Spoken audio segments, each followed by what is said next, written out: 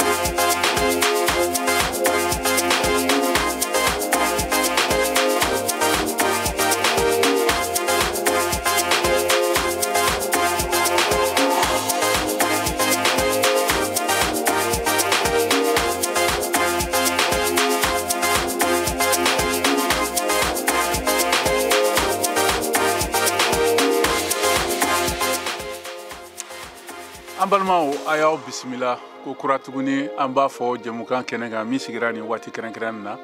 ayiwa an bɛ ka nin jamukan lasaw ma ka bɔ Washington DC Amérique faba kɔnɔ studio 10 la an ka foli bɛ a lamɛnbagaw bɛɛ ma Mali kɔnɔ ani Mali kɔ kan ani fana minnu bɛ ka mafilɛ nin waati kɛrɛnkɛrɛn na fiɲɛ sira fɛ n'o ye Facebook ye VOA Bambara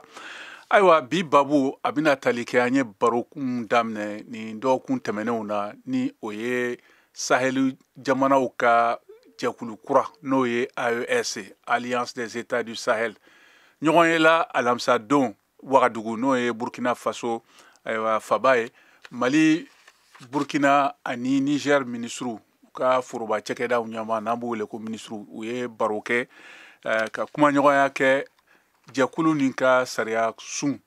n'o ye charte ye a bɛna kɛ cogo jumɛn ka falen don a ko la barisabu olu bɛ a ɲini ka sigida labɛn kocogo dɔ sigi sen kan ayiwa kɛrɛnkɛrɛn la AES jamana jɛkulu dabɔli fanfɛla la o hukumu kɔnɔna na fana Niger ministre y'a ɲɛfɔ ko ni fɛɛrɛ bɛna ta u ka jɛkulu ni jɛkulu baaraw kɛ walasa ka liptako guruma o mara jamanadenw olu ka nisɔndiya ba sɔrɔ o hukumu kɔnɔna na bi an bɛna kuma di falen na an n'an ka dunanw ni aw yɛrɛ an lamɛnbagaw ma aw hakilina ye mun ye ni laɲini kura min taara AES jɛkulu fɛ n'o ye Burkina Faso Mali ani Niger jamana saba ninnu u ka tɔnba kura n'o ye ka tɔnba kura dɔ sigi n'a bɛ wele ko confédération walima fédération a laɲini kɔni taara alamisa don an b'a fɛ ka hakilina dɔn a ko la aw fɛ fana aw hakilila ni jɛkulu kura min bɛna sigi ka fara AES yɛrɛ sigilen kan a fɔra ko a sariya sun bɛna fali a bɛna nɔ jumɛn bila ayiwa sɔrɔ ko jɛɲɔgɔnya la jago yɛrɛ a n'a jamana saba ni ɲɔgɔn cɛ a n'u ka mɔgɔw n'u ka bololafɛn ayiwa olu ka hɔrɔnya taama na o mara kɔnɔna na o kama minnu b'a fɛ k'u da don an ka bi jɛmukan na a bɛ se k'an sɔrɔ nɛgɛjuru fɛ a dayɛlɛlen don 001 202 619 02 70 o tɛ dɔwɛrɛ to dunkan na fu fila kelen fila fu wɛrɛ fila wɔɔrɔ tan ni kɔnɔntɔn fu kelen fila ani 70 walima a bɛ se ka bataki caman fana fiɲɛ sira fɛ n'o ye Facebook page ye ayiwa an ka bi dunanw ka bɔ Bamako an balimamuso Ulematu Bari n'ale Bamako kafo Misabugu kin o maire do ani an balimamuso fana n'o ye Alima Dumbiya ye ale ye musojɛkulu dɔ ɲɛmaa ye n'o ye coordination des femmes solidaires et autonomes du Mali ka fara u tɔɲɔgɔnw kan minnu bɛ farankan jɛkulu la n'a bɛ wele ko fédération des associations femmes du district de Bamako a caman ye kɛn yɛrɛ ye u bɛ bayɛlɛmaw fana kɛ u ka baara hukumu kɔnɔna na o hukumu na fana an bɛna an balima wɛrɛw ta nɛgɛjuru kan k'u fana ka hakilina sɔrɔ ayiwa an balimamuso Alimatu i ni wula hayi i bisimila an b'a fɔ kɛnɛ kan ayiwa an b'a fɔ dɔgɔkun jamukan dɔ ye an bɛ kumana fɛn bɛ ka taa Mali fanfɛla la jamanadenw a kɛra fanga yɛrɛ ani musow ka ko kalanko kɛnɛya sɔrɔko an bɛ kuma bɛɛ kan nka bi an bɛ politiki sira de la barisabu jamanadenw fana kan k'u hakilina di ayiwa wale minnu bɛ taa furancɛ fangaw fɛ a kɛra Mali la Burkina Faso walima Niger an bɛ segin ka na AES kan n'a hakili b'a la janvier kalo karidon de tun don o kalo tile 28 na Mali Burkina ni Niger y'a jira k'a fɔ k'olu sen tɛ farafinna tile biyanfan jamanaw ka sɔrɔko jɛkulu la n'o ye CEDEAO ye u y'a kun fɔ mun na u bɔra caman y'u ayiwa u taara o la k'a fɔ k'u ye ko min kɛ a ɲɛna barisabu gɛlɛya min kɛra Mali la ayiwa olu ma dɛmɛ ye ka bɔ o tɔn fɛ caman y'a fana yira k'a fɔ ko CEDEAO y'a ka sira bila n'o ye sɔrɔko jɛkulu kunkawko ye k'u ɲɛsin politiko dɔ ma nka o kɔfɛ jɛkulu kura sigira n'o ye AES ye an bɛɛ y'a mɛn Alliance des États du Sahel o hukumu kɔnɔna na u ka foroba cɛkɛda ɲɛmaaw ye ɲɔgɔn ye kɛ Burkina Faso ka laɲini kura dɔ ta k'a lajɛ u ye sariya sun min sigi jɛkulu sigitɔgɔ waati la n'u bɛna se ka a mafilɛ kura la ka tɔnba dɔ sigi n'a bɛ wele ko confédération an b'o yɔrɔ de la bi o laɲini taara alamisa don a kuma gasira radio sow ni jabaraninw na nga dona nata la fora ko o jamana saba nyemgo no jamana kuntigi we ulu bina ɲɔgɔn ye aywa lala unu bolono blala nga ala ngania kontara aywa aw muso kunda aw be ka mun de fɔ kabini Mali sembo farafina guntle bi enfant sɔrɔ ko jamana jɛkulu na no CEDEAO i bisimila saha me bela jele fo o jara en kosɛbɛ aw fɛn fɛn b'an lamɛn Mali kɔnɔ jamana kɔ kan bɛ bɛɛ fo o jara en kosɛbɛ an bɛna an da don baro la ka a yira baro labɛnbagaw fɛnɛ na baro de don a tɛ komi anw b'a bɛɛ dɔn kuma ye tuden de n'i ye dɔ ta dɔ bɛ bɔ a kɔfɛ kuma daminɛ na n'anw filila o tɛ kuma dɔnbaliya a tɛ komi an b'a dɔn dɛ fili ka baara don kosɛbɛ awɔ i ye ɲininkali min kɛ n gan na n'o ye AES kiriyeli ye jamana saba nin kɔnɔ i ko u ye confédération de sigi u y'a réunion kɛ u bɛna i bolo bila a sɛbɛn na kosɛbɛ a ŋaniya de sigila mais a ma kɛ fɔlɔ o ye belebele ayiwa ko n'a sɔrɔ kɔlɔlɔ dɔ de b'a la ou bien ni mun de b'a la question ye o de ye ou bien m'a faamu o do awɔ n bɛ mun f'i ye kuma kɔnɔna na jamana saba nin hakili la u b'u ka jamanadenw kumakanw de fɔ kosɛbɛ parce que n bɛ kɛrɛnkɛrɛnnenya la n bɛ Mali de la n bɛ kuma o kan fɛn o fɛn ni Mali jamana ɲɛmɔgɔw bɛ ka ta ka baara kɛ n'a ye jamanadenw hakilina de don parce que référendum kɛra ka sigi ka fɔw kɛ ka daminɛ o togodaw la fo dugubaw kɔnɔ hakilina minnu fɔra k'u ta k'u bila k'u sɛbɛn ka tɔmɔniw k'a la ni ma fili baara bɛ ka kɛ o kɔnɔna de la kuma kɔlɔlɔ ye u ka jɛ ka baara nin na jamana saba ka jɛ ka baara nin hakilina nin ne ma kɔlɔlɔ y'a kɔnɔ n y'a kɛ jamanadenw ka hakilina nin Mohamed Touré n bɛ se ka o de f'i ɲɛna fɔlɔ ayiwa i bɛ to nɛgɛjuru kan an balimakɛ Isa Jawara ale b'an bolo yan ale ye duguden tɔn dɔ ɲɛmɔgɔ ye ka bɔ Kati ayiwa école karamɔgɔ do fana Jawara i ni wula n b'aw fo kosɛbɛ ni diyara ye ayiwa i bɔra k'an balimamuso Ulematu Bari ka kumakan mɛn ale ye Misabugu maire ye ka bɔ Bamakɔ ayiwa an bɛ ka kuma état de Sahel de kan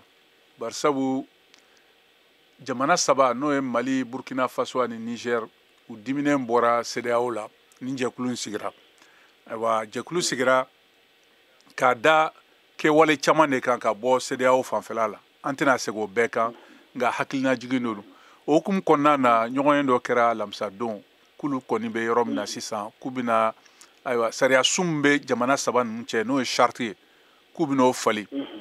yaasa ka tɔn sigiba dɔ kɛ n'o bɛ wele ko fédération a laɲini kɔni fɔra nka caman yɛrɛ k'a fɔ kabini état du Sahel ni sigira a kumadenw ma ɲɛfɔ jamanadenw ye kura wɛrɛ bɛna sigi ayiwa anw ka jamukan bi ye ka caman ka hakilina sɔrɔ ka fara jamana fanga yɛrɛ kan n'o ye furancɛ fanga ye bari sabu olu ye taara jamanadenw ka dimi sira fɛ k'u ka ŋaniya da kɛnɛ kan nka e yɛrɛ ko de nin ko nin na i bisimila aw fɔlen kɔ n aw ka lamɛnbagaw bɛɛ lajɛlen fo o diyara n ye kosɛbɛ n na ka n balimamuso fo n'o tɛmɛna ka bɔ yen i ka ɲininkali d'abord tɔn n'i ye tɔn sigilen ye tɔn caman bɛ sigi kun dɔ de kama i y'a fɔ ni CEDEAO ninnu cɛ mais ni tɔn sigili kun n'i y'a jateminɛ fan o fan ni adamadenw ko k'an ka jɛ ni a fɔra ko fara ɲɔgɔn kan a hakilina ka ɲi mais ninnu ye fara ɲɔgɔn kan fɔ fɛn min kama kɛrɛnkɛrɛnnenya la i b'a ye kurun dɔ de b'a kɔnɔ an b'a fɔ o ma ko article o y'a daminɛ min na k'a fɔ ko degun kelen de b'olu jamana bɛɛ lajɛlen ni ɲɔgɔn cɛ ni o ye lakanabaliyako in ye jatigɛwale mɔgɔw ka kɛlɛliko ye yan'u ka t'u kelen na donc u kan ka jɛ ka u kɛlɛ ɲɔgɔn fɛ donc ni laɲini tun ye o de ye an b'a fɔ ko tabankala nka o kɔnɔna la fɛn caman nana bange partenaire kɔrɔlaw ma se ko kɛcogo la proche la ou bien analyse la an tɛ ka n da don bɛɛ la nka ko kura fila nana don a kɔnɔ o ye juma ye o ye volet politique ye k'a fɔ ko k'u bɛ kɛ confédération ye ani o ye volet économique n'u ko be développement fɛngɛ et puis u ye jɛkulu sigi cɛkɛda dɔ sigi ko min bɛ jateminɛ kɛ ni cogo min na olu bɛɛ bɛ se ka jɛ ka wari kelen d'u ma a bɛ f'o ma ko union monétaire donc o fila de nana fara dɔ in kan donc ni o fila nana fara min tun ye kun fɔlɔ ye n'o ye lakanako ye kun fila wɛrɛ nana fara ka bɔ ko an ka jɛ an bɛɛ ka kɛ jamanaba kelen ye mais jamanaba kelen min don bɛɛ n'i ka jamana bɛ to i dan na n'o ye confédération ye nka ka tila ka filanan fara kan n'o ye musakako fanfɛla ye ni n'a ma ɲɛ ko kun fila nana fara kɔrɔlen kan kun fɔlɔ kan donc a kan ka sɛbɛn in ka bamayɛlɛma ka se ka ni ko kura fila min donna la k'o don ba la o ye u ka n'i sigi kun ye maintenant u b'a fɛ ka organe fana c'est à dire n'a ma ɲɛ ko AES bɛ ne sigi sen kan cɛkɛda jumɛn ni jumɛn bɛ kɛ a kɔnɔla la u bɛ se ka lawaleya cogo di hakili la u bɛ sigi min na Burkina jateminɛ bɛ o fana kan nka an ye an b'a fɔ min ma tubabukan na analyse politique ye an bɛ jateminɛ kɛ jamana ni ɲɔgɔn cɛ ko la kosɛbɛ an bɛ se ka min ye ka ladilikan min di peut-être ɲɛmɔgɔ ninnu ma halisa o ye a kana gulon mɔgɔw la sabula ni nin n'a ɲɔgɔnna tɔnw ye ka tɛmɛ i n'a fɔ arabu jamanaw de n'a ka fara ɲɔgɔn kan n'o ye Égypte Syrie ani Libye mais a kana kɛ ko i n'a fɔ a waati fɔɲɔgɔnw ka na Kadhafi ani Sadat Égypte ani Hafez al-Assad Syrie o ka kɛ sababu ye ka jouer tɔn kan o man kan tɛ ka kɛ fo cɛkɛda ninnu de ka se sɔrɔ adamadenw de kan i bɛ fɔ min ma ko les institutions olu de ka fanga sɔrɔ kosɛbɛ adamadenw kan o la hali ni don min e wulila e ɲɛ ma ko ka ɲɛ i tɛ ka na n ka tɔnko ɲagami donc a ka d'an ye a ka kɛ tan wa ni jamana in bɛɛ ka doni fana n'a bɛ se ka valider ni référendum ye sabula jamana ka bɔli tɔn na a kan ka gɛlɛya dɔɔni gɛrɛntɛ dɔɔni kan ka k'a la i donna tɔn la donka de b'a la peuple de kan ka don tɔn na o tuma na ni u bɛ bɔ don min na o tuma na i bɛ segin ka taa o peuple kelen de ɲininka donc ne bolo o ni n'a ɲɔgɔnnaw de bɛ se ka fara kan. Ayiwa i bɛ to nɛgɛjuru kan an bɛna kuma di an balimamuso Umu Sila ma n'ale fana ye fédération des associations des femmes du district de Bamako kɛnyɛrɛye dɔ bayɛlɛma dɔ fana n balimamuso i ni wula Umu. Nse a ni wula. I ni ce ayiwa i bɔra ka kɔrɔfɔkan mɛn hakilina jumɛn b'i bɔ ka fara ayiwa minnu kumana nin ye nin kan. Hakilina min bolo ka fara ninnu ka kumakan kan. Anw ni an ka jamana ɲɛmɔgɔw bɛ da bɛ fili kelen na. A d'a kan an ye référendum kɛ jamanaden bɛɛ y'a hakilina di référendum ko la. Donc an da m'an ka ɲɛmaa ninnu na n'u taara ni anw ye yɔrɔ o yɔrɔ an kɔni b'u kɔ. O ye ne hakilina ye a ko kɔnɔ fɔlɔ ani de b'a ka taa ɲɔgɔn ɲɛfɛ. Ayiwa Umu e de ka ɲininkali don halisa an bɛ yɔrɔ min na sisan Mali y'a jira k'a fɔ a kɛra Mali ye wa jamana saba k'u y'u sen bɔ CEDEAO la nka an bɛ waati kɛrɛnkɛrɛn min na sɛbɛnw tun bɛ labɛn na taama sɛbɛn n'an b'u wele ko passeport ani bugunatigɛ carte biométrique bɛ ka dilan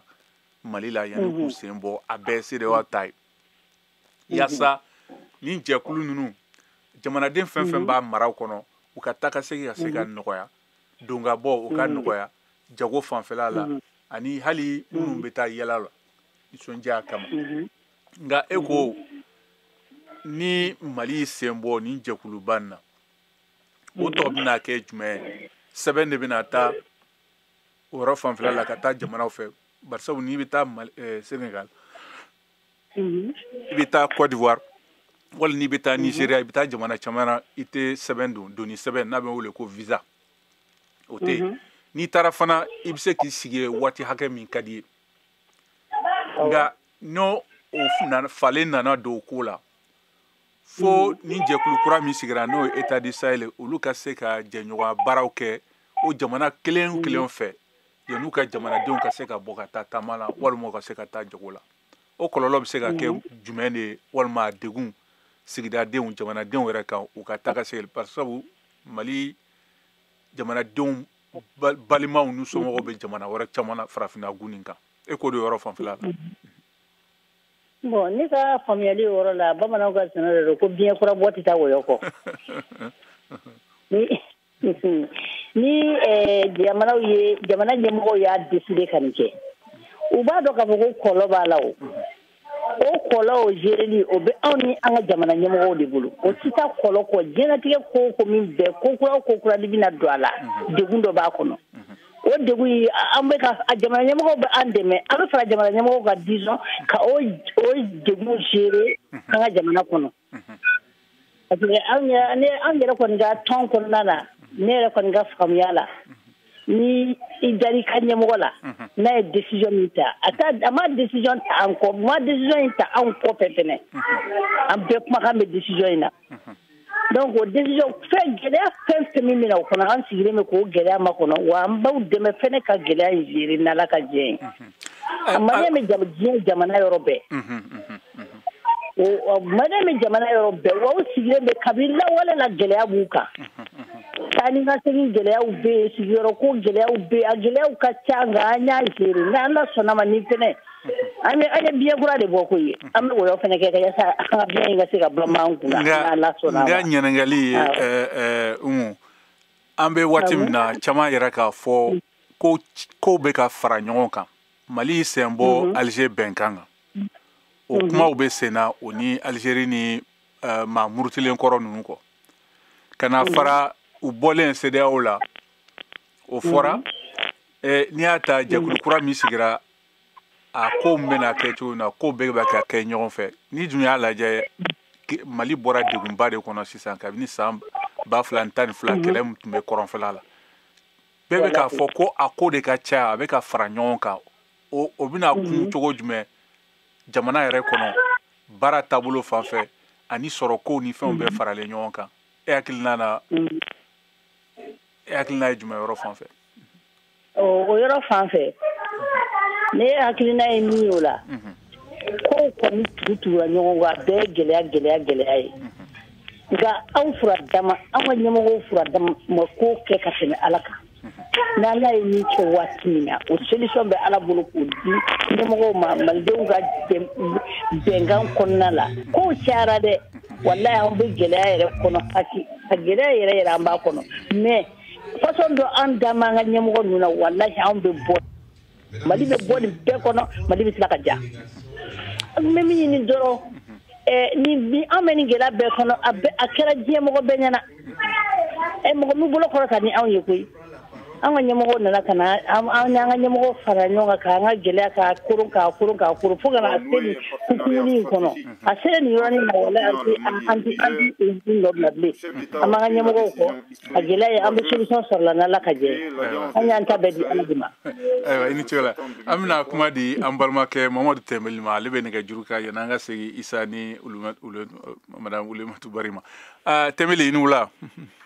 I ka kɛnɛ somɔgɔw bɛ di alhamdulillah baasi foyi tɛ n na ayiwa i bɔra ka kɔrɔfɔkan mɛn dɛ awɔ n ye kɔrɔfɔ mɛn ayiwa i bisimila n bɛ foli lase bɛɛ lajɛlen ma maa min bɛ k'an lamɛn nin wagati in na o diyara n ye kosɛbɛ ka dugawu kɛ jamana in ye hali bi Ala k'an ka jamana in taga ɲɛ gɛlɛya minnu bɛ jamana in kɔnɔ hali bi Ala k'a bɛɛ lajɛlen ban amina ka d'a kan n'i ye ko in bɛɛ ta k'a lajɛ ko ninnu laɲini de ye jamana ninnu bɛɛ bɛ se ka taga ɲɛ cogoya min na ka d'a kan u mɛnna gɛlɛya kɔnɔna na donc ko ninnu laɲini caman y'o de ye donc u ye faraɲɔgɔnya min kɛ an ka minisiriw ye faraɲɔgɔnya min kɛ ka ɲɛsin an ka union kura min ma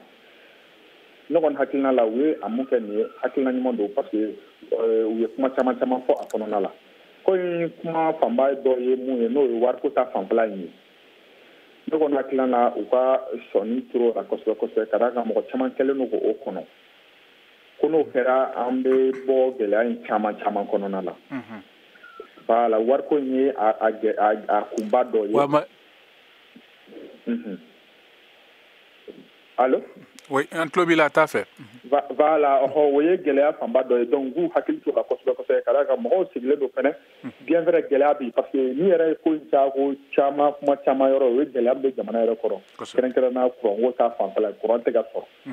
donc o gɛlɛya ninnu u k'olu lakɛ donc n'olu kɛra gɛlɛya tɔ ninnu jamanadenw bɛ o bɛɛ faamuya ni hakili ye donc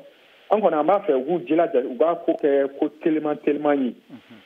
faraɲɔgɔn in ka kɛ ni a ka kɛ nafa bɛ ye mun na mɔgɔ bɛ se ka nafa sɔrɔ a la fɛnɛ n'o kɛra i b'a ye an bɛ anw ka sɔrɔfɛnw a bɛ se ka kɛ sababu ye ka jamanadenw bɔ nɔgɔ la ka jamana yɛrɛ bɔ nɔgɔ la jamana in parce que an tun ka laɲini de ye nin jamana ninnu ka fara ɲɔgɔn kan Afiriki jamanaw ka fara ɲɔgɔn kan n'an tila dɔrɔn i b'a ye an fanga bɛ dɔgɔya mais ni an farala ɲɔgɔn kan sisan ka an ka monnaie commun créer wari bɛ se ka dun jamana bɛɛ kɔnɔna la o ye anw yɛrɛ ta ye ka fara développement fɛn tɔ wɛrɛw kan ne hakili la a bɛ sababu ye ka jamana nin bɔ bolo la ale ni voilà komi o tɛ débat kɔnɔ n'o ye sécurité ta yɔrɔ ye bɛɛ lajɛlen solution bɛ se ka sɔrɔ nin na ni ninnu ko ninnu taara ɲɛ ka d'a kan jamana ninnu frontière de b'u ni ɲɔgɔn cɛ donc jugu bɛ nin jamana in kɔnɔ a b'a fɛngɛ a bɛ taga nin jamana kɔnɔ donc n'u farala ɲɔgɔn kan sisan o bɛ kɛ sababu ye jugu fanga bɛ dɔgɔya kosɛbɛ kosɛbɛ donc jamanadenw n'u bolofɛnw bɛ se ka lakana o hukumu kɔnɔna la. Ayiwa i ni ce la o diyara n ye kosɛbɛ sisan an bɛ segin ka kuma di an ka dunan ma n'o ye ayiwa madame Ulimatu Bari ani Isa Jawara ni Umu Sila ye ayiwa n b'a daminɛ ni Isa ye Isa an bɛ yɔrɔ min na sisan Mali furancɛ faga ye kun caman fɔ kun min na u ye ŋaniya min na u sen bɔ CEDEAO la ayiwa an lamɛnbagaw fana dɔ y'a fɔ ko CEDEAO ma deli ka Mali dɛmɛ n'i y'a ye ayiwa jatigɛ wale kɛlɛli hukumu kɔnɔna na ko CEDEAO ma foyi kɛ hakili jiginna CEDEAO maaw kɛra jamana fɔlɔw ye minnu y'u ka sɔrɔdasiw bila ka na Mali la ka fara Faransi kan ayiwa o kɔfɛ fana n'i y'a lajɛ u ye yanni u ka ɲangili bere lagosi Mali kunna kumaɲɔgɔnya caman kɛra gɛlɛya minnu sɔrɔla an tɛna an da don o bɛɛ la u y'u sen don o fana sigikafɔw la nka e yɛrɛ bɛ se ka yɔrɔ jumɛn ye k'a fɔ minnu bɛ k'a fɔ sisan ko nin bɛɛ jamana saba nin bɛɛ yaasa u ka se ka na kalata boloda jamanaw kɔnɔ o de bɛ k'u bila nin bɛɛ la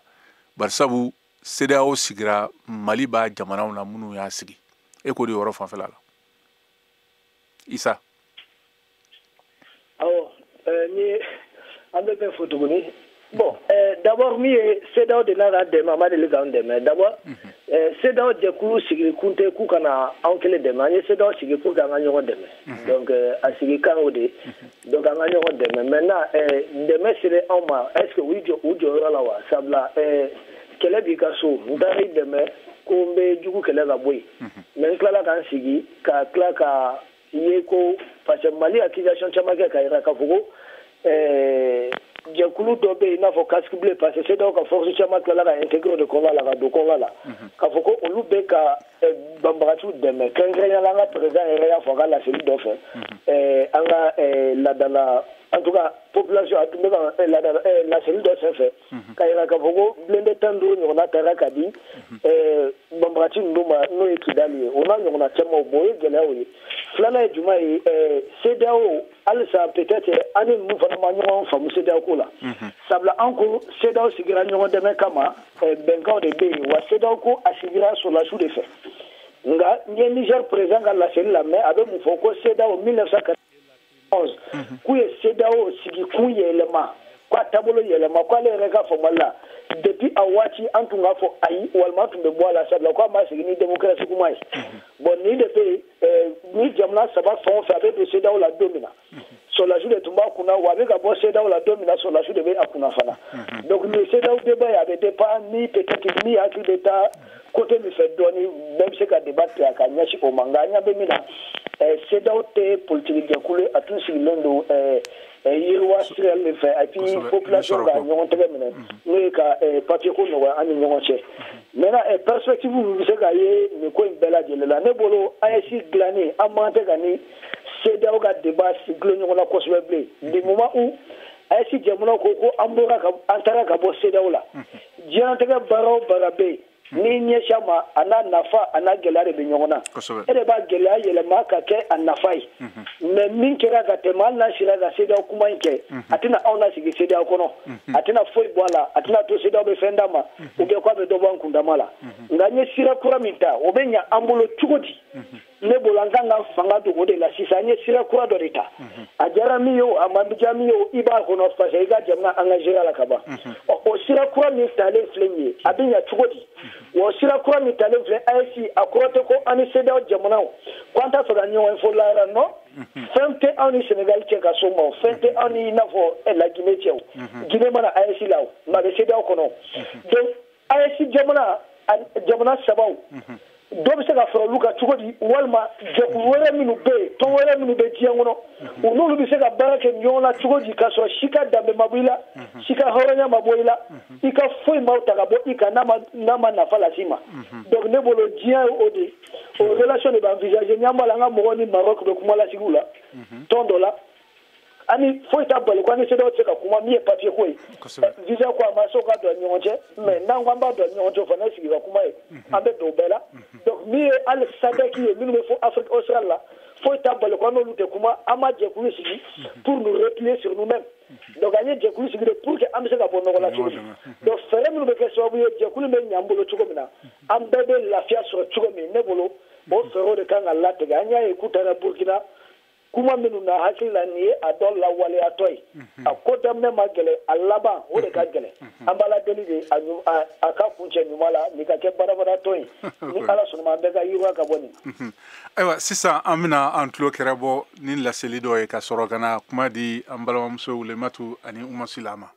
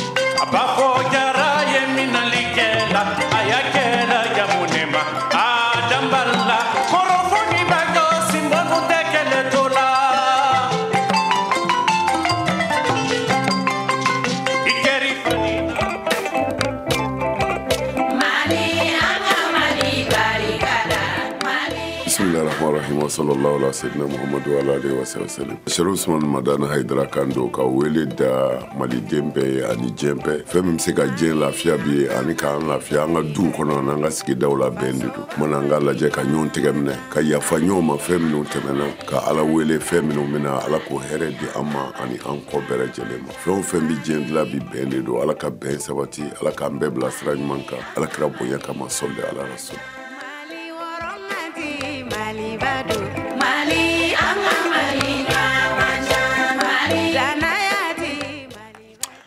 ayiwa an balima hausa aw bɛ an b'a fɔ jɛmukan de kɛnɛ kan nɛgɛ ɲɛ 12 o ni sange 30 o ni 4 o bɛ yan nɔ Washington DC VOA soba kɔnɔ n'o studio DC Amerique faba kɔnɔna na ayiwa an bɛ sɔrɔ fana Bamako fiɲɛ turukala 102 sanfɛ an bɛ sɔrɔ an ka bɔlɔlɔ sira fana fɛ n'o ye VOA Bambara ye ayiwa an bɛ segin an ka dunanw ma an bɛna kuma di an balimamuso Madame Wulematu Barima ka sɔrɔ ka tɛmɛ ni Umu Sila ye Wulematu i bɔra ka kurafakan mɛn Isa ye mun fɔ nka e yɛrɛ bɛ se ka hakilina jumɛn fara o kan o yɔrɔ fanfɛla la bari sabu hali bi Mali y'a fɔ k'olu bɔra i kɔrɔ a jɛkulu kɔnɔ nka jɛkulu yɛrɛ fɛ Mali ma bɔ bari sabu taamasiyɛn dɔw de bɛ yen o de bɛ kɛ ka dafa yanni u k'u sen bɔ Mali kɔkan ko minisiri y'a fɔ dɔgɔkun tɛmɛnen na k'olu ka ŋaniya kɔni ye min ye olu sen bɔra la pewu i kɔrɔ ayiwa t'a fɛ kuma b'i bolo ayiwa Mohamed n b'i fo tugun n bɛ Tembeli fo ka Jawara fo ka Umu Sila fo bɛɛ ka hakilinaw na n bɛ dɔ fɔ ka fara Isa ta kan sinon Jawara ye caman fɔ ale avancelen don kosɛbɛ ka tɛmɛ anw kan hakilina ko don information kalama ka tɛmɛ anw kan a ye mun fɔ i ka kuma la ko Mali ko k'a bɔra CEDEAO la Mali ko a bɔra la ni CEDEAO ɲininka CEDEAO b'a fɔ k'a ma bɔ fɔlɔ parce que bɛnkan sɛbɛn dɔ de bɛ yen nɔ n'i donna la n'i ko k'i bɛ bɔ i bɛ wagati dɔ kɛ sani i ka bɔ mais o wagati a kɛra cogo o cogo a janyana a surunyara nin ye Mali bɔlen de nin ye Mali bɔlen CEDEAO la ka AS créer n'o ye jamana 3 ye Mali bɔra wa Mali tɛna nimisa k'a bɛ segin a kɔ wa kɛlɛ fɛnɛ tɛ komi Isa y'a fɔ cogo min an bɔra o t'a bali k'a jamana na anw ti baara kɛ ɲɔgɔn fɛ hakilimaya de don n t'i ka jɛ la ani an tɛ adamadenya kɛ ɲɔgɔn fɛ o ti kelen ye mais an kun jɛra ka jɛ mun kɛ ne de bɔra a la o n'o ye CEDEAO ye an jɛra ka o de créer an bɛ ɲɔgɔn dɛmɛ bon an bɔra o jɛ de la CEDEAO ni AS ka fɔ ɲɔgɔnkɔ ye nin de ye an kun b'a la an bɔra a la n t'a dɔn ɲininkali wɛrɛ n'o kun bɛ yen ka fara nin kan mais ne hakilina na CEDEAO ni AS a tɛna na segin ka don CEDEAO la bilen balimakɛ ayiwa o ye a nafa n'a tɔnɔ ye ni ŋaniya min taara Mali fɛ ayiwa ni Isa bɔra k'a fɔ sisan k'a mana kɛ cogo cogo hali n'a fɔra ko Mali bɔra CEDEAO la olu bɛna bɛnkan de ɲini aw jamana kelen o kelen fɛ min b'a jɛkulu kɔnɔ nka an bɛ yɔrɔ min na sisan nin jamana ninnu bɛɛ kan kelen de ayiwa dɔ bɔr'u la k'a fɔ ko gɛlɛya min bɛ ka da jamanadenw kan k'o man ɲi u kan ka fura wɛrɛ ɲini o fanfɛla la min bɛ se ka gɛlɛya wuli ka bɔ i n'a fɔ min bɛ ka kɛ Niger jamanadenw kan o ye Benin jamanakuntigi de y'o ɲɛfɔ a ka kumakan dɔ la dantigɛkan dɔ la dɔgɔkun kɔnɔna na nka Jawara ko ten tiɲɛ don Mali bɛ bɔ a la a mana kɛ cogo cogo hali ni Mali bɛna taa jɛɲɔgɔnya wɛrɛ kɛ ani ka bɛnkan sɛbɛn ɲini a jamana kelen o kelen fɛ olu bɛɛ de bɛ CEDEAO kɔnɔna na o de kama dɔw ko k'a bɛna gɛlɛya u kan k'a to a ka taa sira fɛ k'u to ni sɛbɛn bɔ ɲɔgɔn kɔ sɛbɛn nin na u ni tɔw fana bɛ se ka kuma ɲɔgɔn kɛ yaasa degun kana don jamanadenw kun o yɔrɔ de fanfɛla la ne ko ni Isa Jawara y'a fɔ ko nin ye Mali sen bɛɛ sɔnna ko Mali sen bɔra la nka i sen bɔlen ko la i bɛ jɛɲɔgɔnya de ɲini maa wɛrɛw fɛ hali jamana wɛrɛw fɛ Senegal mɔgɔ si m'a fɔ ko gɛlɛya bɛ Mali ni Senegal cɛ walima Mali ni Côte d'Ivoire cɛ tiɲɛ don nka ko caman jago fanfɛla la doni caman bɛ don Senegal fɛ caman bɛ don Côte d'Ivoire fɛ i m'a faamuya an bɛ ka kuma o yɔrɔ fanfɛla la t'a fɛ kuma b'i bolo awɔ ne o yɔrɔ mun filɛ o ye mun ye jago ta fanfɛla ye bɛɛ ka nafa de b'a la an ka doni bɛ don yen c'est vrai an ka doni bɛ don yen cogo min wari fana de bɛ dédoyennements fana bɛ sara olu fɛ an bɛɛ ka intérêt de b'a la Ture baara nin ye fɛn min an ka sɔrɔw de gulonnen bɛ ɲɔgɔn na wajibi ye an bɛ bɛn wajibi an n'o sigikafɔ kɔni o bɛ na o diyagoya ye parce que an bɛ se ka pan ɲɔgɔn kunna Mali se ka pan Senegal kunna se ka pan Côte d'Ivoire kunna parce que sɔrɔw gulonnen bɛ ɲɔgɔn na n'i ko ko i ka minɛn tɛ na Mali la i b'a yɔrɔ ye i yɛrɛ la ou bien ni Mali ko ko nin tɛ na yan bɛɛ bɛ dɔ sɔrɔ a gɛlɛya la donc o sababu kɔnɔna na sigikafɔ bɛ na wajibi de don mais a tɛ girin ka kɛ yɔrɔnin kelen a tɛ girin ka kɛ yɔrɔnin kelen mais sigikafɔ bɛ na an jɛnnen don n'o ye an hakili b'a la fɛnɛ a tɛna kɛ kɔlɔlɔ kuntagalajan ye jamana ninnu ma solution bɛna sɔrɔ a la n'Ala sɔnna ayiwa i bɛ to nɛgɛjuru kan an bɛna kuma di an balimamuso Awa Tarawele ma Awa i ni wula i ka kɛnɛ somɔgɔw bɛ di baasi fosi tɛ n'aw yɛrɛ de kɔni baasi t'aw la an b'a la tanu ayiwa i ka tɔnden caman b'an bolo yan awɔ ayiwa i bisimila i bɔra ka kɔrɔfɔkan mɛn an bɛ ka kuma laɲini min taara farafinna Sahel jamanaw ka jɛkulu kura AES u ye laɲini min ta kunnasini Wagadugu n'o ye Burkina Faso faba ye k'a jira k'a fɔ k'olu bɛ fɛ ka segin ka tɔn ni sariya sun falen n'o ye charte ye yaasa u ka se ka tɔnba dɔ sigi sen kan ayiwa e hakilina ye jumɛn ye nin ko nin bɛɛ la alhamdulillah an bɛ dugawu kɛ n'an ka hɛrɛ b'a la ala k'a latigɛ an bɛ dugawu k'o la parce que a kɛra cogo cogo anw de ye sigiɲɔgɔnma ye an tɛ taa ka ɲɔgɔn dan an si ni si tɛ taa ka ɲɔgɔn dan parce que an ka hɛrɛw ye kelen ye an ka bɔnɛw ye kelen ye bon an ka nafolo ɲini siraw fana bɛɛ ye kelen ye parce que olu bɛ fɛn minnu nati an fɛ u bɛ nafa de sɔrɔ a la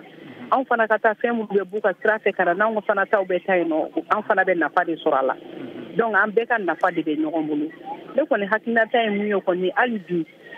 u ka sigikafɔ kɛ ka fɔ caya ka ɲɔgɔn faamuyali ka a kɔnɔna la n'an bɛɛ lajɛlen ka intérêt ni jamanadenw ka basigi ni nafa sɔrɔ sira ye a kɔnɔna la parce que ni i bɛ don fɛn na ni jamanadenw ka lafiya t'a kɔnɔ o fana man ɲi donc an b'a ɲini de jamanadenw ka lafiya bɛ se ka na kɔnɔ cogo min na an b'o de ɲini parce que CEDEAO ta in mun y'a to ni an ko CEDEAO bɔra CEDEAO a diyara n ye parce que CEDEAO kun ka baara kun taara cogo min na bɛɛ kun y'a dɔn k'a fɔ u kuntilenna kun bɛ cogo min na o kun tɛ jamanadenw ka faveur la bon ni fana an b'a ɲini ala k'a kɛ jamanadenw ka faveur la u ka se ka ɲɔgɔn faamu ni sigiɲɔgɔnw ka ɲɔgɔn faamu hali n'u ma don jɛkulu la u ka ɲɔgɔn faamu o kɔni o de kɔni ka di ne kɔni ye ayiwa nin diyara n ye kosɛbɛ i Traoré ayiwa k'an b'u fo ayiwa an balimamuso wɛrɛ bɛ nɛgɛjuru kan n'o ye Clémentine Jara ye ale fana ye farankantɔn den dɔ ye n'o ye Fédération des associations des femmes du district de Bamako ye Clémentine i ni wula Nsenula somɔgɔw bɛ di Raslina ayiwa an bɛ Ala tanu alhamdulilayi ani basi t'u la i bisimila ani Ulimatu Bari ale ni ayiwa Umusila u bɛ nɛgɛjuru kan u b'an bolo nin kɛnɛ kan an b'a fɔ kɛnɛ kan an bɛ ka kuma halisa Saheli jamanaw ka jɛkulu nin kan n'o ye AES an'u ka laɲini kura min bolodara o don ayiwa kuma b'i bolo i bisimila sa a kɔni a ko bɔlen bɛ ko ɲuman fɛ dɛ a diyara ne kɔni ye a diyara ne ye a diyara ne parce que an tun bɛ bolo min kan nin ye n'an y'an yɛrɛ fosi ka bɔ a la an ka intérêt kun t'a la ni dun ka intérêt jamana ka intérêt tɛ fɛn na c'est pas la peine ka to a la a b'aw jamana tɔ la taa kɔfɛ de ne kɔni n'a sera ka ɲɛ a ka di an ye an bɛ dugawu kɛla o la don o don awɔ nka e yɛrɛ fɛ awɔ jɛkula in ka sinsin quoi n'i y'a lajɛ Mali ni Burkina ni Niger ayiwa u tɛ kɔgɔjida la u ka fɛn bɛɛ bɛ don CEDEAO jamanaw fɛ n'o ye Côte d'Ivoire walima Togo Lomé walima Sénégal fɛ walima La Guinée fɛ olu bɛɛ CEDEAO ma nka ni jamana sa minnu gunnen bɛ ɲɔgɔn na ni kɔgɔjida tɛmɛsira t'u bolo e ko olu ka ayiwa nafasɔrɔ sira fanfɛla la u yɛrɛ dama ni ɲɔgɔn cɛ k'a daminɛ yanni ɲɔgɔn yew ka bɛnkan sɛbɛn ka sɔrɔ ni jamanaw tɔw ye olu na se ka u dɛmɛ barisabu dɔw y'a jira ko sanu bɛ Mali la Niger bɛna pétrole sɔrɔ dɔɔni sanu bɛ Burkina Faso kɔrimugu bɛ yen kɔrimugu bɛ Mali la olu yɛrɛ dama n'u farala ɲɔgɔn kan u bɛ se ka koba kɛ e k'o de yɔrɔ fan fɛ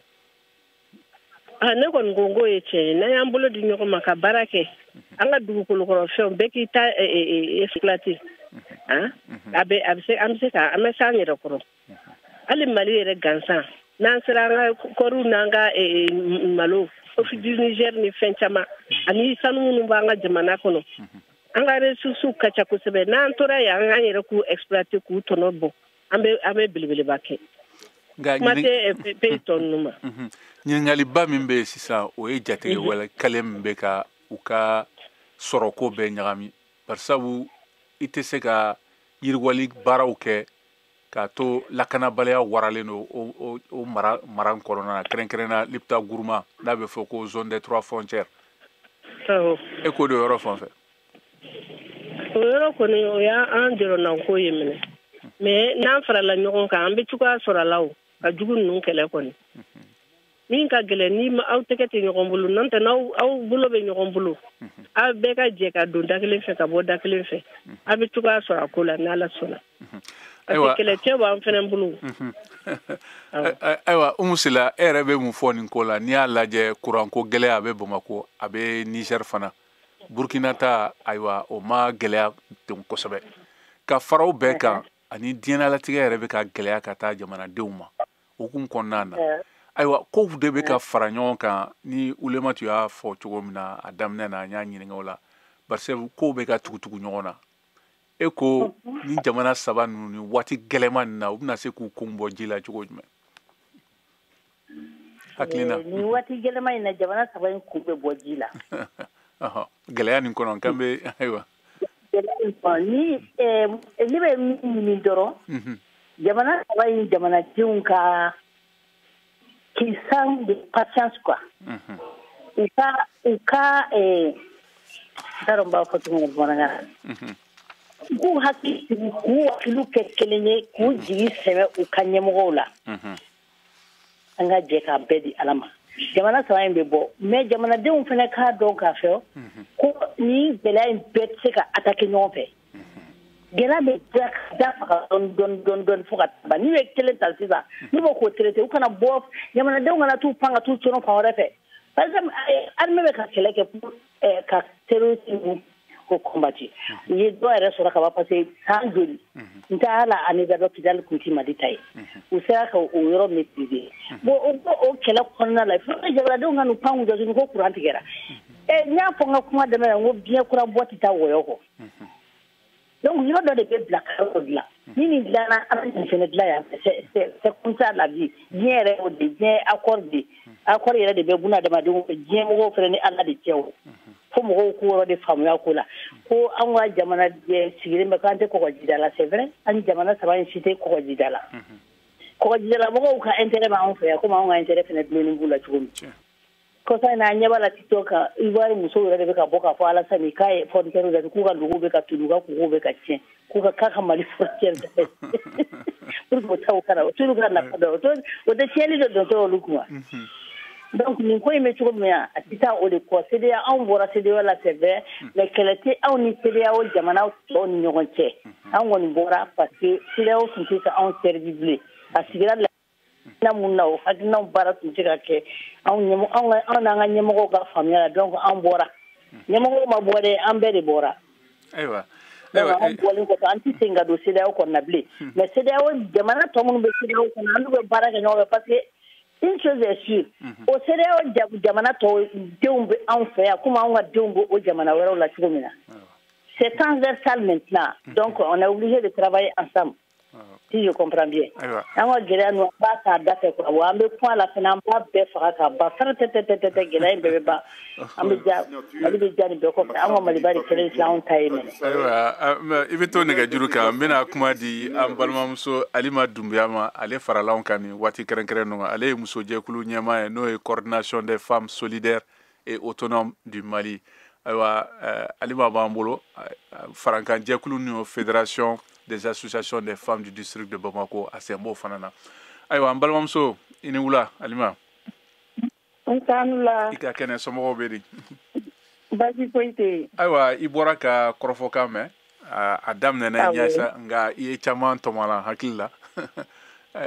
ayiwa an bɛ kuma di ma sisan i bisimila d'accord donc an bɛ bɛɛ fo o diyara n ye kosɛbɛ ne ye Alima Dunbiya ye ka Kati ayiwa kuma b'i bolo an bɛ ka kuma jɛkulu kura min sigira n'o ye État du Sahel Alliance des États du Sahel u ye laɲini kura dɔ ta o don minisiriw ka ɲɔgɔn ye la Burkina k'u bɛna u ka sariya sun n'o ye charte ye a jɛkulu kura min sigira k'u bɛna o falen yaasa ka confédération farankan jɛkulu tɔnba dɔ sigi sen kan min b'a to u ka baaraw bɛna kɛ ka ɲɛ ani ka yiriwali don jamanadenw ni ɲɔgɔn cɛ la min bɛ se k'u nisɔndiya kosɛbɛ ayiwa e hakilina ye jumɛn yɔrɔ fanfɛla la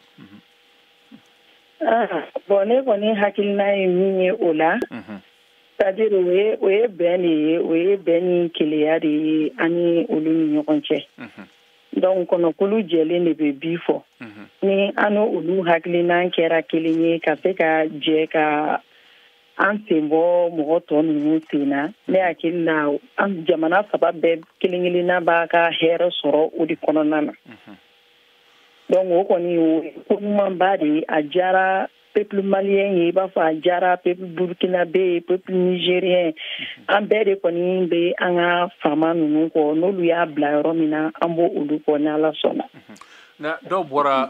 minnu ye ka ko nin fɔ ko a bɛ ka teliya bari sabu u m'u sude jamanadenw ma a kunnafoni ma suda u la u y'a ŋaniya ta k'a lase ka sɔrɔ a ma ɲɛfɔ jamanadenw nka Isa Jawara ale tun bɛ nɛgɛjuru kan sisan a y'a yira k'a fɔ hali ni a ma suda jamanadenw na o ye fɛn min bɛ se ka kɛ n'a sɛbɛn ɲɛna ka bɔ u bɛ se ka laɲini kɛ jama ɲininkali la i n'a fɔ min ɲɔgɔn kɛra Mali sariya sunba ye ka jamanadenw ɲininka n'u kan k'u sen don a la walima e bɛ mun faamuya o yɔrɔ fanfɛla la o dɛsɛ ka jamanadenw lafili. Ne bɛ mun faamuya o yɔrɔ la c'est-à-dire olu y'a an ka ɲɛmɔgɔw de olu de bɛ nin jamana in saba kelen-kelen bɛɛ susi dɔn parce que kumaɲɔgɔnya bɛ u ni jamanadenw cɛ olu bɛ yen nɔ de pour que jamana kura min natɔla filɛ nin ye olu bɛ maliyɛnw burkinabéw nigériens u b'an bɛɛ de ka kɔnɔgan dɔn u b'an bɛɛ de ka susi dɔn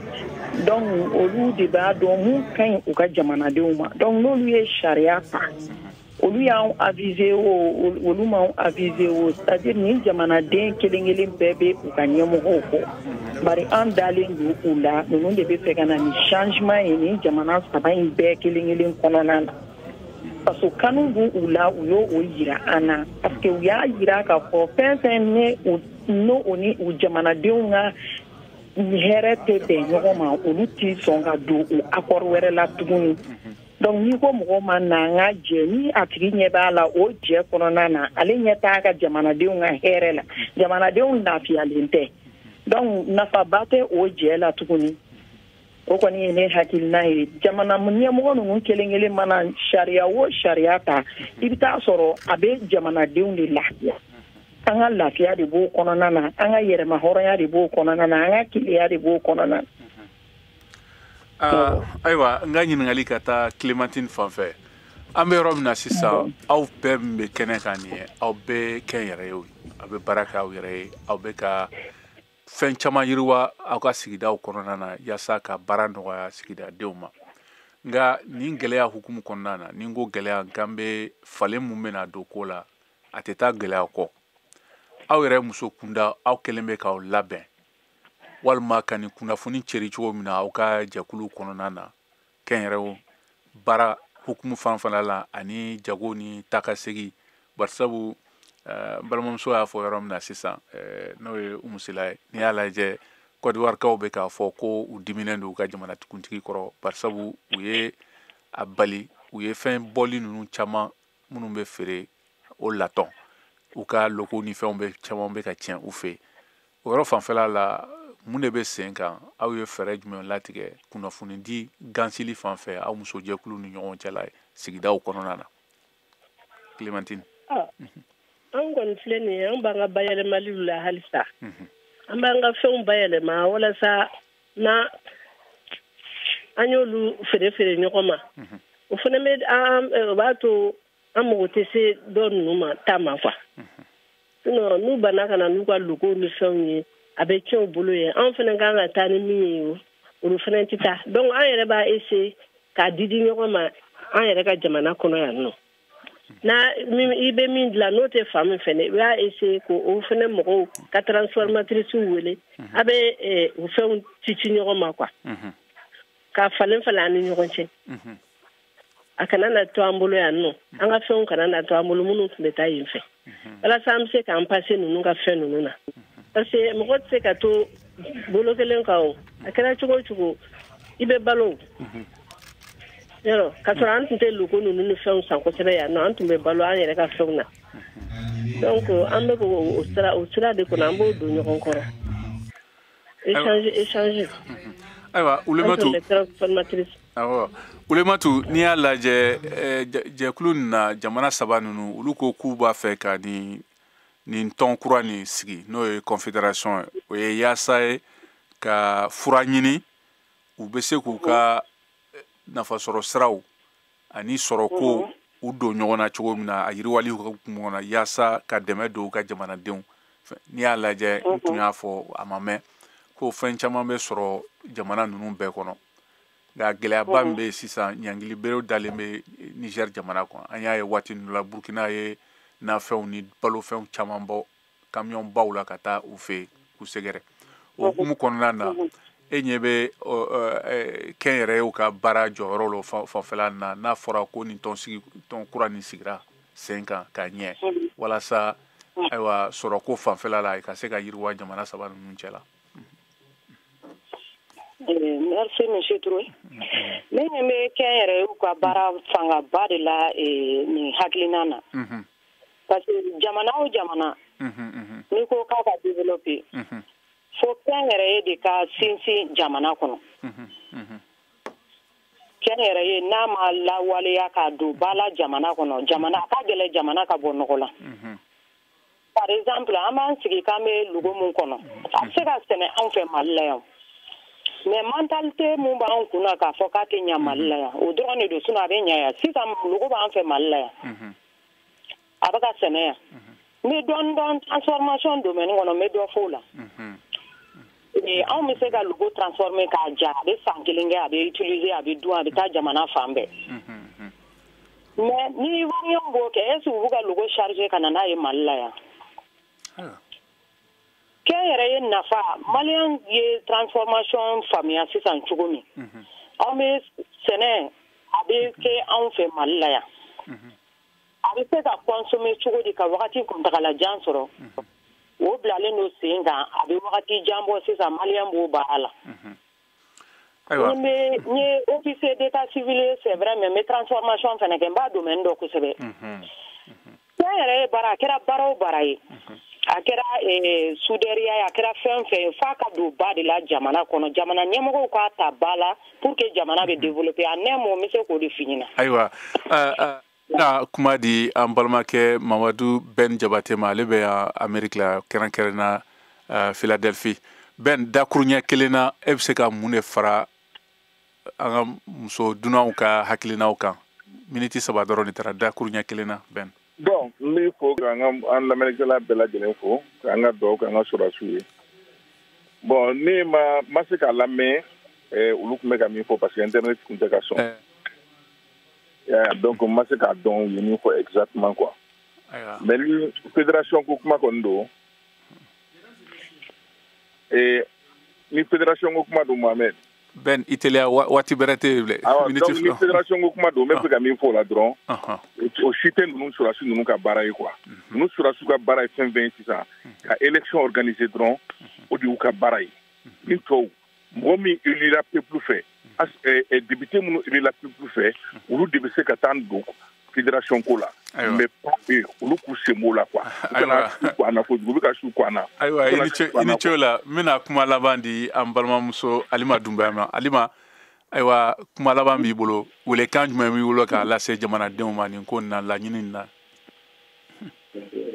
D'accord welekan min b'anw bolo k'a ɲɛsin jamanadenw ma u ka sabali ka to an ka ɲɛmɔgɔw kɔ. Voilà an ka sabali ka to an ka ɲɛmɔgɔw kɔ olu de b'a dɔn jamana in mago bɛ mun na sisan nɔ an mago bɛ lakana de la fo lakana de ka sabati n'i y'a mɛn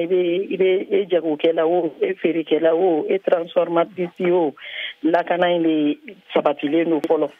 sɛnɛkɛla a bɛ taa biri a ka foro kɔnɔ ka sɛnɛ kɛ a ka sɔrɔ a hakilila tigɛlen de don i birilen bɛ yen nɔ marifakan b'i kɔfɛ i birilen de don i hakili b'a la ko mɔgɔ bɛ se ka buye ka na kojugu ta ka ɲɛsin i ma an kɔni bɛ lakana ko in de la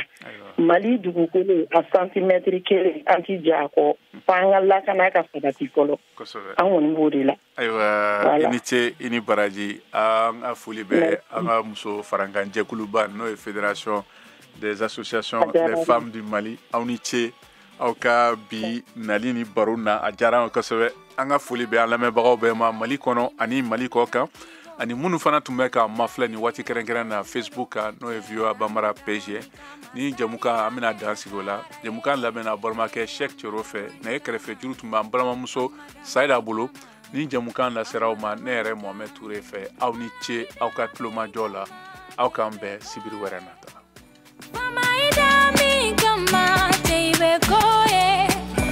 Mashika juu ya teno bali, mashika koni ya teno bali. Mashika juu ya teno bali, mashika koni ya teno bali. Mashika juu ya teno bali, mashika koni ya teno bali. Mashika juu ya teno bali, mashika koni ya teno bali.